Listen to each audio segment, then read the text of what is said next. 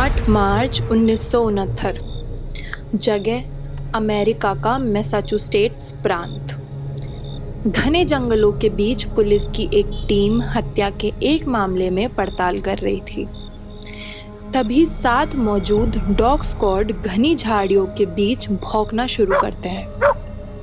Police team फौरन उस जगह खुदाई करती है और सामने आती है वो दफन हकीकत जिसे देख सबके होश उड़ जाते हैं। पुलिस टीम जंगल के बीचों बीच से कुछ इंसानी लाशों के दफन टुकड़े बरामद करती है।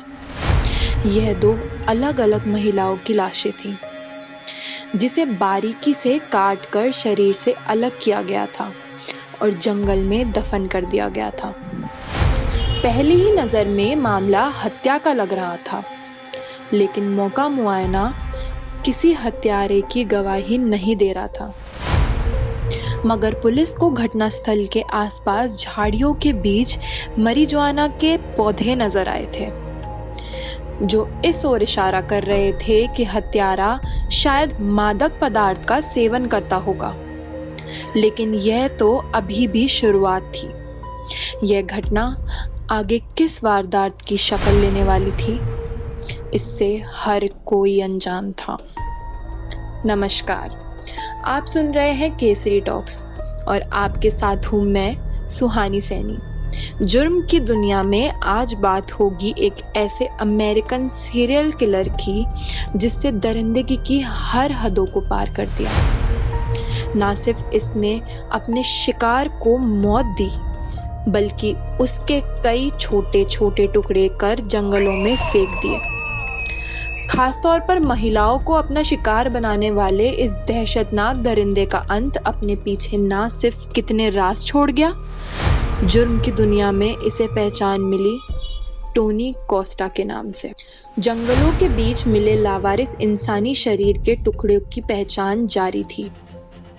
इसी बीच पुलिस एक और लाश बरामद करती है। हैरत की बात थी कि इस लाश के भी 8 टुकड़े किए गए थे। ये लाश एक महिला की थी, जिसकी पहचान सूसन पेरी के तौर पर की गई। पुलिस तफ्तीश में पता चला कि सूसन पेरी बीते कुछ दिनों से लापता थी, जिसके बाद उसकी बरामद हुई लाश ने उसकी मौत की पुष्टि कर दी। मगर अब भी सवाल था कि वो इंसानी टुकड़े किसके थे। कुछ दिन इन्वेस्टिगेशन के बाद पुलिस के हाथ एक और सुराग लगा।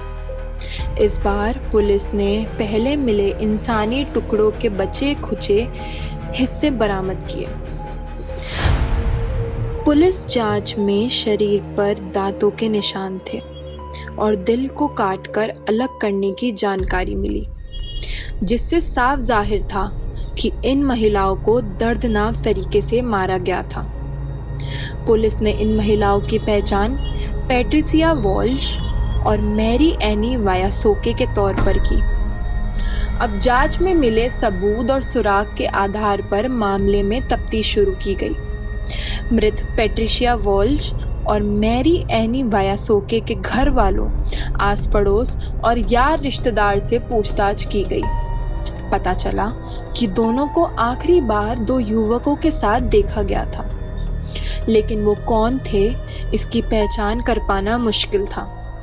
साथ ही पता चला कि दोनों महिलाएं मादक पदार्थों के सेवन भी किया करती थीं।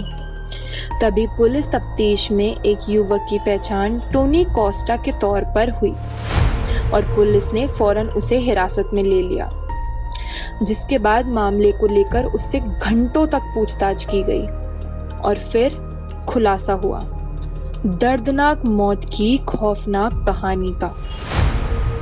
टोनी कोस्टा ने बताया कि वो और उसका एक दोस्त कॉरी LSD डिलाउडेट का सेवन करने वाली 2 महिलाओं से मिले, जिनके साथ उन्होंने नशीले पदार्थों का सेवन किया।